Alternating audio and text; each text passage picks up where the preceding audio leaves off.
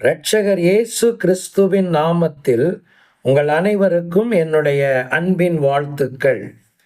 லெந்தனும் காலங்கள் நம்முடைய உறவுகளை சீராய்வு செய்யும் காலங்கள் என்று நாம் அனுசரிக்கும் போது, கிறிஸ்து நம்முடைய வாழ்க்கையில் இருக்கும் நிலை என்ன என்பதை குறித்து கடந்த தியானத்தில் நான் உங்களோடு பகிர்ந்து கொண்டேன்.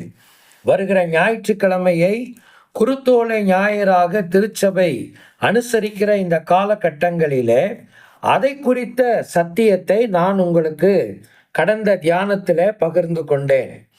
4 சுவிசேஷகர்களும் இயேசு ராஜாவாக பவனி வந்த அந்த காட்சியை தங்கள் சுவிசேஷங்களில் குறிப்பிடுவதை நான் உங்கள் கவனத்திற்கு நான் கொண்டு வந்தேன்.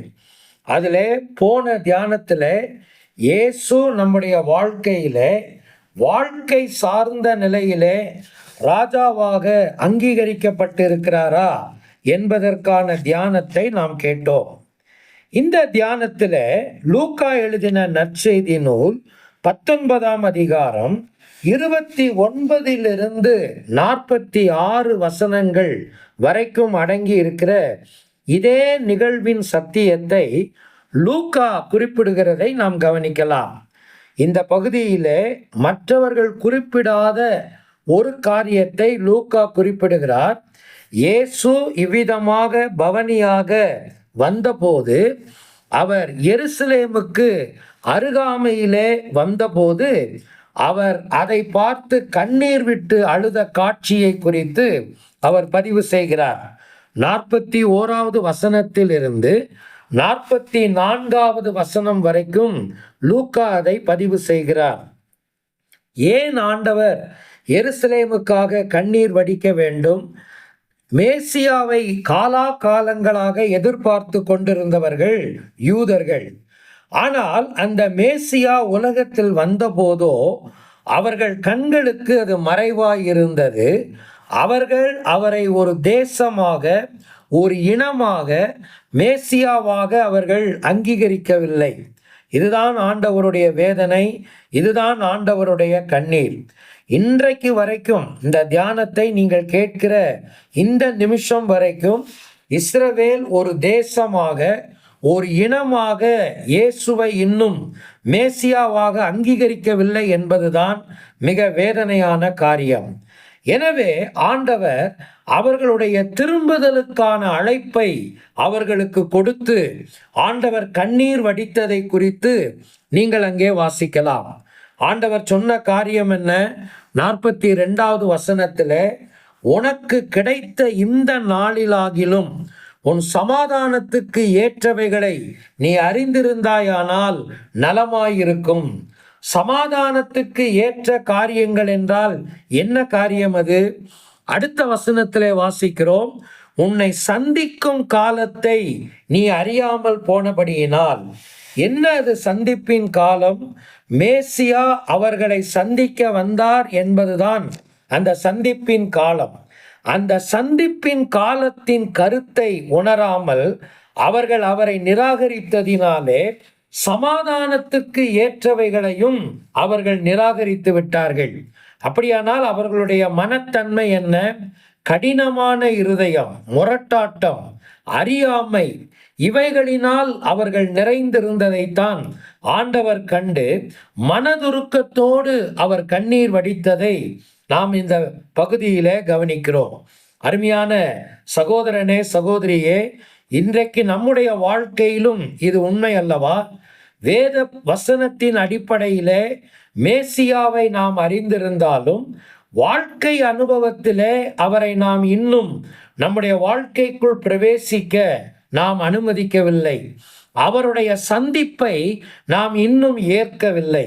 அவருடைய சந்திப்பை நம்முடைய உள்ளம் ஏற்காத நிலையிலே சமாதானத்துக்கு அடுத்தவைகளை நாம் இன்னும் அறியாமல் இருக்கிறோம் என்றுதான் பொருள்.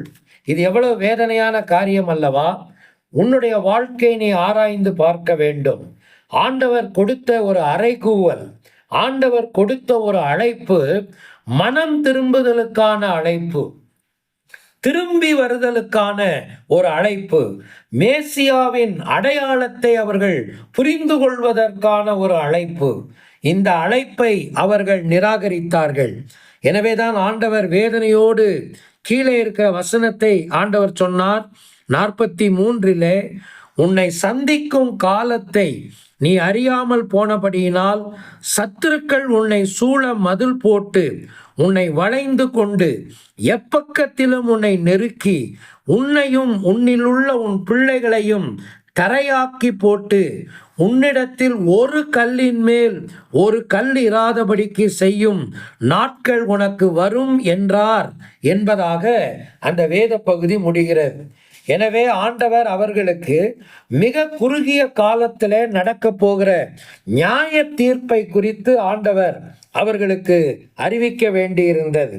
நடந்ததா? ஆண்டவர் சொன்ன நியாய தீர்ப்பு நடந்ததா?